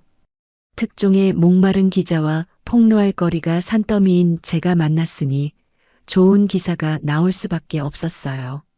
9시 정각 휴대폰에 알림이 떴습니다. 기사가 올라간 거예요. 제목은 이랬습니다. 단독 고물상 할머니의 정체는 천억 자산가, 사위의 충격적 범죄 행각 공개. 저는 기사를 천천히 읽어내려갔어요. 기자가 제 이야기를 잘 정리해줬더군요. 기사 내용은 충격적이었습니다. 서울 외곽의 허름한 고물상 주인 황금자 씨가 사실은 강남, 판교, 재개발 지역에 1200억 원 이상의 부동산을 보유한 자산가라는 것. 40년 동안 정체를 숨기고 딸을 키워온 어머니의 사연이 상세히 적혀 있었어요. 그리고 그녀의 사위 박준성이 저지른 범죄 목록이 나열되어 있었습니다. 첫째, 회사 법인카드 1,500만 원 횡령. 본부장 출장 중 책상에서 몰래 빼간 것. 둘째, 장모의 부동산을 시세의 3분의 1에 빼돌리려 한 사기 시도. 리베이트 2억 원 챙기려 했음. 셋째, 암 투병 중인 아내의 치료비 5천만 원 절도. 인감 도용.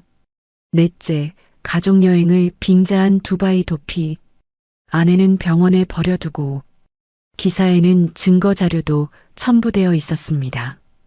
법인카드 사용 내역서, 부동산 계약서 초안, 은행 거래 내역서. 모두 제가 제공한 것들이었죠. 기사가 올라가자마자 댓글이 폭주했어요. 실시간 검색어 1위에 고물상 할머니가 올랐습니다. 어제까지 저를 욕하던 사람들이 손바닥 뒤집듯 태도를 바꿨어요. 장모님이 1,000억 자산가였어? 대박이다. 이거 영화로 만들어야 함. 사위가 진짜 쓰레기네. 아내 암 치료비를 훔쳐가다니. 인간이 아니다. 시어머니가 피해자인 척 언론 플레이 했구나. 역겹다. 사과해라. 사막에 버린 거 잘했다. 나 같으면 데리러 안 갔어. 거기서 삭히지. 할머니 멋있다. 진짜 통쾌하네. 시원하다. 저는 댓글을 읽으며 쓴웃음을 지었습니다. 여론이란 게 이렇게 쉽게 바뀌는 거예요. 어제의 악당이 오늘의 영웅이 되고 어제의 피해자가 오늘의 가해자가 됩니다. 사람들은 진실을 원하는 게 아니에요. 그저 자극적인 이야기를 원할 뿐이죠. 10시쯤 되자 방송국에서 연락이 왔어요. 시사 프로그램에서 인터뷰 요청이 들어온 거죠. 생방송으로 출연해달라고 했습니다. 저는 수락했어요. 이왕 시작한 거 끝까지 밀어붙여야죠. 숨길 것도 없고 부끄러울 것도 없으니까요. 오후 2시 방송국 스튜디오에 도착했습니다. 저는 검은색 정장에 진주 브로치를 달고 나갔어요. 고물상 할머니가 아닌 1,000억 자산가 황금자로서요. 메이크업 아티스트가 화장을 고쳐주고 스타일리스트가 옷매무새를 다듬어줬습니다. 거울에 비친 제 모습이 낯설었어요. 하지만 불쾌하지 않았습니다. 이게 진짜 저니까요. 카메라 앞에 앉으니 조명이 눈부셨습니다. 진행자가 물었어요. 황 회장님, 왜 그동안 정체를 숨기고 사셨나요? 저는 카메라를 똑바로 바라보며 대답했어요. 딸을 위해서였습니다. 돈 때문에 사람이 변하는 걸 너무 많이 봤거든요. 딸이 돈이 아닌 진심으로 사랑받길 바랐어요. 하지만 결과적으로 제 딸은 돈을 노린 사람에게 속았습니다. 진행자가 이어서 물었어요. 사위분이 저지른 일에 대해 어떻게 생각하세요? 저는 잠시 숨을 고르고 말했습니다. 분노합니다. 하지만 더 큰 건 슬픔이에요. 제 딸이 암 수술을 받고 회복하는 동안 남편이라는 사람은 아내의 치료비를 훔쳐서 호화 여행을 갔어요. 그게 남편입니까? 그게 가족입니까? 제 눈가에 눈물이 맺혔습니다. 연기가 아니었어요. 진심이었죠. 딸 생각을 하니 가슴이 미어졌습니다. 방송이 나간 후 반응은 폭발적이었습니다. 시청률이 동시간대 1위를 찍었고 온라인에서는 제 인터뷰 영상이 퍼져나갔어요. 상황은 완전히 뒤집어졌습니다. 박영감 측에서 걸어온 소송들이 흔들리기 시작했어요. 여론이 완전히 저희 편으로 돌아섰거든요. 법원도 여론을 완전히 무시할 수는 없는 법이죠. 저녁 6시 김 비서에게서 긴급 보고가 왔습니다. 회장님, 박영감 측 변호사가 연락해 왔습니다. 합의를 원한다고 합니다. 저는 코웃음을 쳤어요. 합의? 며칠 전에 2억 들고 오라던 사람들이? 네. 이번엔 조건 없이 이혼 소송 취하하고 해고, 무효 소송도 철회하겠다고 합니다. 박준성 씨 형사 처벌만 안 받게 해달라고요. 대신 형사 고소만 취하해달라고 합니다. 저는 창밖을 바라봤습니다. 해가 지고 있었어요. 노을빛이 유리창에 반사되어 방 안을 붉게 물들였습니다. 며칠 전만 해도 2억 내놓으라던 사람들이 이제는 고개를 숙이고 있군요. 거절해. 네. 거절하라고. 내가 왜 합의해야 해? 저쪽에서 먼저 칼을 뽑았잖아. 살인 미순이 뭐니 하면서 겁주려 했고 언론에 기사까지 뿌렸어. 이제 와서 칼 집어넣자고? 안 돼. 끝까지 간다. 저는 단호하게 말했습니다. 그날 밤 또 다른 폭탄이 터졌어요. 김 비서가 조사한 박영감의 재산 내역에서 문제가 발견된 겁니다. 회장님, 박영감이 정미소 땅을 판 돈으로 아들 학자금과 결혼 자금을 댔는데요. 그 땅을 살 때 탈세를 한 정황이 있습니다. 30년 전 거래인데 이중 계약서를 썼더라고요. 실거래가보다 훨씬 낮게 신고해서 세금을 탈루한 거예요. 탈루한 세금이 당시 기준으로 5천만 원이 넘고 가산세까지 붙으면 지금은 2억 원이 넘을 겁니다. 저는 눈이 번쩍 떠졌습니다. 2억 원이라니. 공교롭게도 박영감이 합의금으로 요구했던 금액과 같았어요. 증거는 확보했습니다. 당시 부동산 중개업소 장부와 실제 계약서, 사본이 남아 있었어요. 중개사 아들이 아버지 유품 정리하다가 찾은 거라고 합니다. 저는 천천히 고개를 끄덕였습니다. 이거면 됩니다. 박영감이 아들 감싸려고 발버둥 치는데 정작 본인 뒤통수에 칼이 꽂혀 있었던 거예요. 그 자료 국세청에 넘겨. 알겠습니다. 다음 날 아침 준성이에게서 전화가 왔습니다. 제 딸 지은이의 휴대폰으로요. 아직 이혼 전이니까 남편 번호로 뜨는 거겠죠. 저는 지은이 대신 받았어요. 여보세요? 전화기 너머로 준성이의 떨리는 목소리가 들렸습니다. 울먹이는 것 같았어요. 장모님이세요? 저 준성이에요. 제발 합의해 주세요. 아버지가 세무조사 받게 생겼어요. 국세청에서 연락 왔대요. 제발요, 장모님. 저는 차갑게 대답했습니다. 세무조사? 탈세했으면 세금 내야지. 그게 법이야. 나라에 낼 돈을 안 냈으니 당연한 거지. 장모님, 저 잘못했어요. 진짜 잘못했어요. 무릎 꿇을게요. 제발. 저는 한숨을 내쉬었어요. 이 인간은 아직도 모르는 거예요. 자기가 뭘 잘못했는지, 왜 이 지경이 됐는지.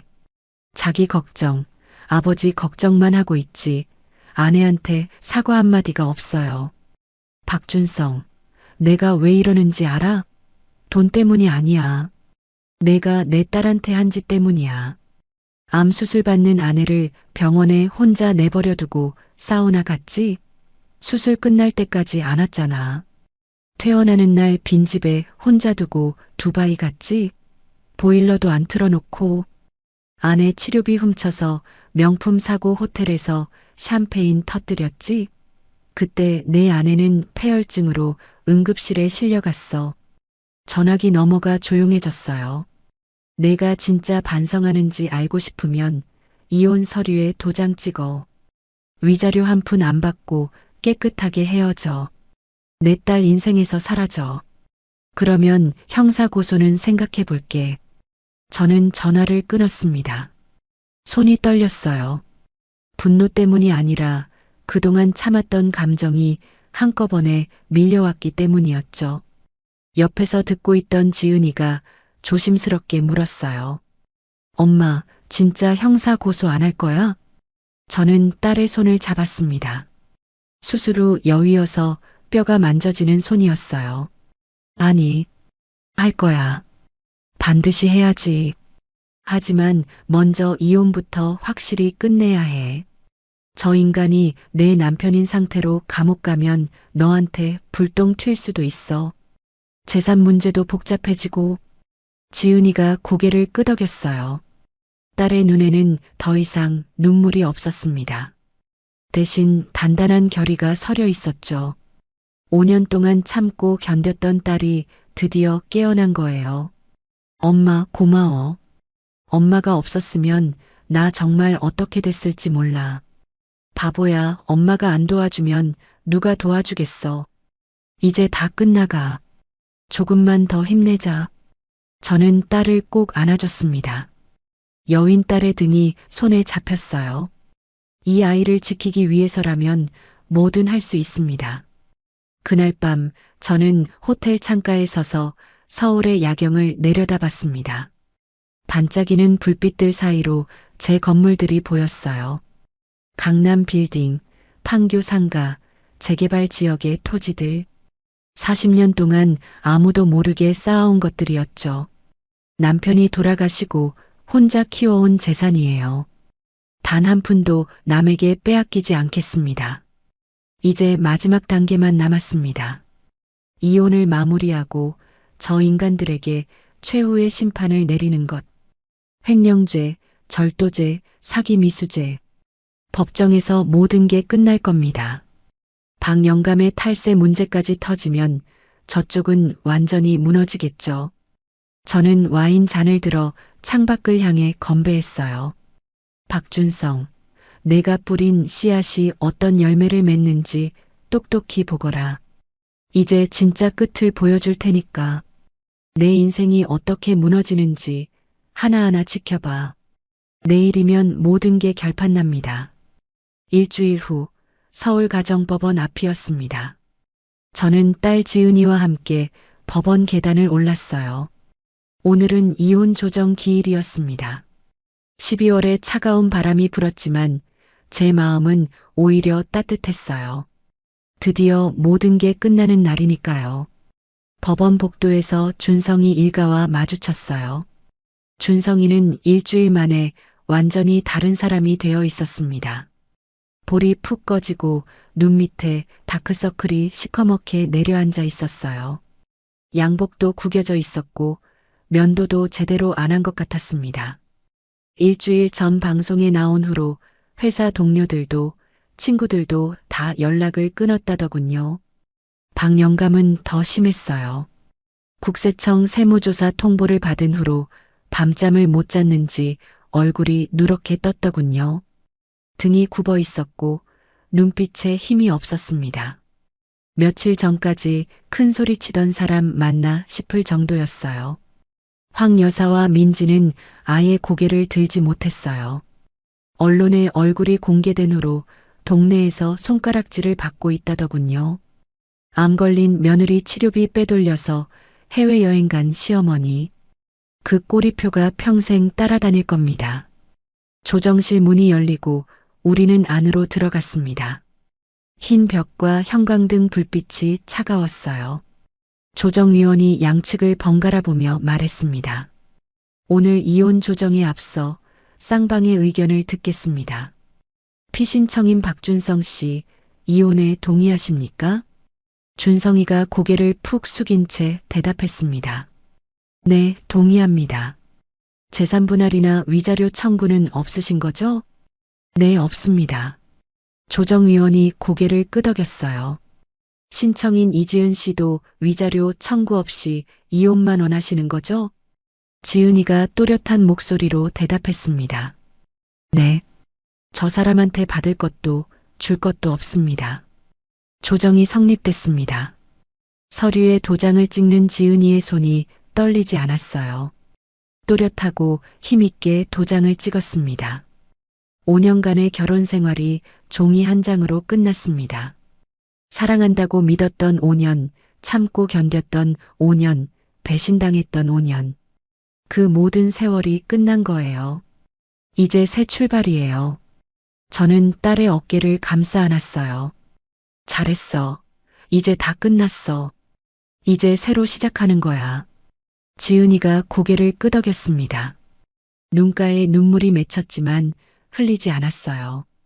슬퍼서가 아니라 시원해서 나오는 눈물 같았습니다. 법원을 나서는데 뒤에서 발소리가 들렸습니다. 돌아보니 준성이가 따라오고 있었어요. 장모님, 아니 황 회장님.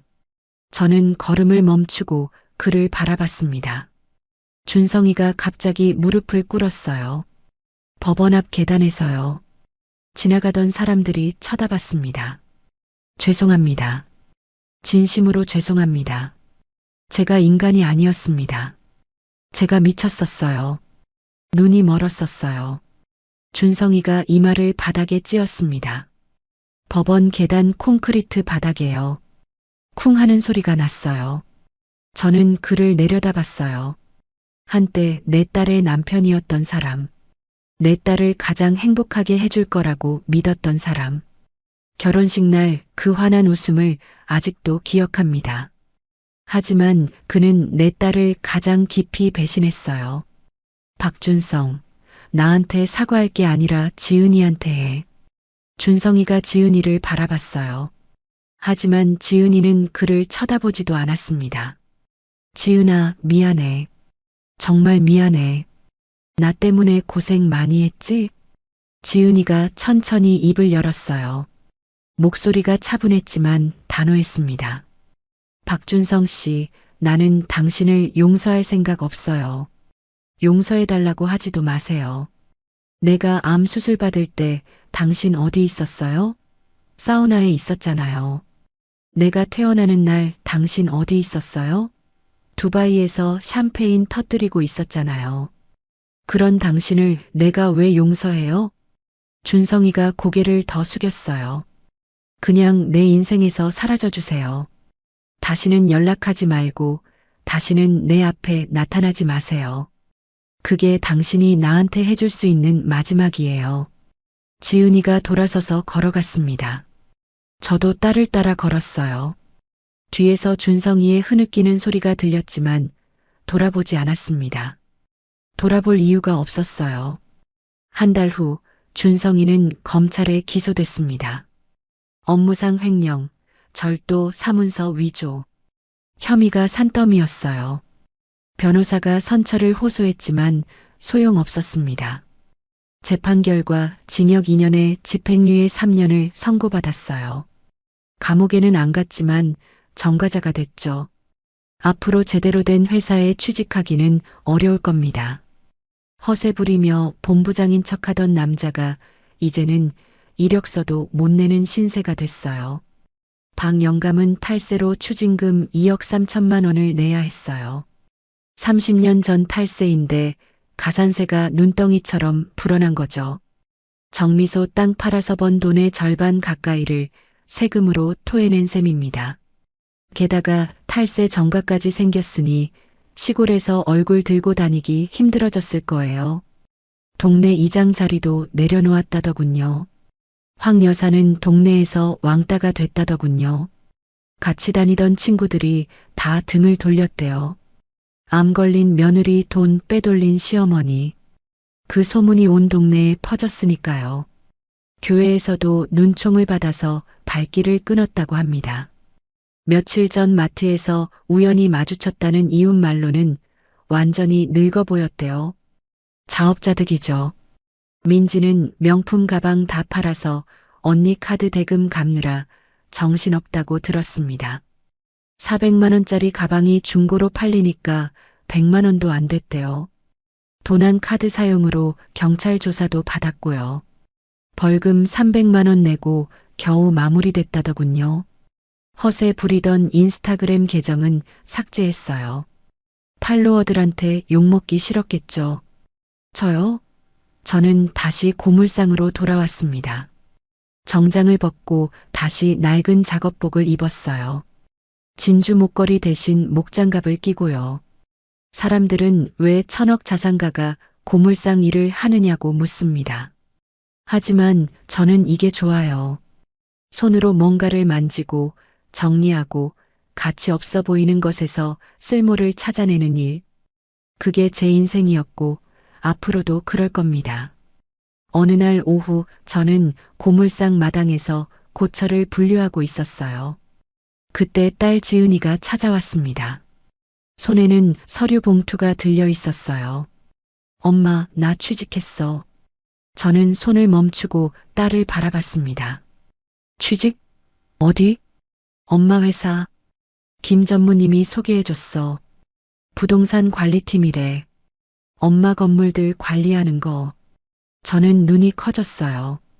김비서 그 녀석, 나한테 말도 안 하고 무슨 짓이야. 지은아, 내가 왜 거기서 일해? 엄마 돈 있잖아. 엄마, 나 이제 혼자 살아야 해. 엄마 돈으로 평생 놀고 먹을 순 없잖아. 내 힘으로 살고 싶어. 그리고 솔직히 엄마 재산이 얼마나 되는지 알고 싶기도 하고. 1,000억이라는데 진짜야? 지은이가 장난스럽게 웃었어요. 저는 한숨을 쉬면서도 웃음이 났습니다. 그래, 이게 맞지. 이렇게 씩씩하게 다시 일어서는 거지. 남편한테 기대서 살다가 배신당한 딸이 이제 제 발로 서겠다고 하잖아요. 그래, 열심히 해. 근데 특혜 같은 거 기대하지 마. 엄마라고 봐주는 거 없어. 알아, 엄마. 걱정 마. 나 일 잘해. 두고 봐. 딸이 환하게 웃었습니다. 암 수술 후 처음 보는 밝은 웃음이었어요. 해맑고 시원한 웃음. 저는 그 웃음을 보며 가슴이 뭉클했습니다. 이 웃음을 지키기 위해 싸웠던 거예요. 이 웃음 하나면 1,000억도 아깝지 않아요. 참, 엄마. 응? 병원에서 검사 결과 나왔는데 암 재발 소견 없대. 림프절 전이 걱정했는데 깨끗하대. 3개월마다 검사 받으면 된대. 저는 그 말을 듣고 눈물이 핑 돌았어요. 그동안 가장 무서웠던 게 바로 그거였습니다. 복수고 뭐고 딸이 건강하지 않으면 다 소용없잖아요. 참으려 했는데 참아지지 않았어요. 딸을 끌어안고 한참을 울었습니다. 다행이다. 정말 다행이다. 하늘이 도운 거야. 엄마, 울지 마. 나 이제 괜찮아. 진짜 괜찮아. 딸이 제 등을 토닥여줬어요. 언제 이렇게 컸나 싶었습니다. 아픈 딸을 내가 챙겨야 하는데 오히려 딸이 나를 위로해주고 있었어요. 저녁 노을이 고물상 마당을 물들였습니다. 녹슨 고철 더미 위로 붉은 빛이 내려앉았어요. 누가 보면 초라해 보일 수도 있겠지만 저한테는 세상에서 가장 아름다운 풍경이었습니다. 이 고물상에서 딸을 키웠고 재산을 모았고 지금 딸과 함께 앉아 있으니까요. 저는 딸과 나란히 앉아 하늘을 바라봤습니다. 지은아, 앞으로 어떻게 살고 싶어? 글쎄, 일단은 일 열심히 하고 돈 모아서 엄마한테 뭐 사드리고 싶어. 그리고 언젠가 좋은 사람 만나면 다시 결혼도 하고 싶고 이번엔 사람 제대로 보고 엄마처럼 강하게 살고 싶어. 혼자서도 씩씩하게. 저는 딸의 손을 꼭 잡았어요.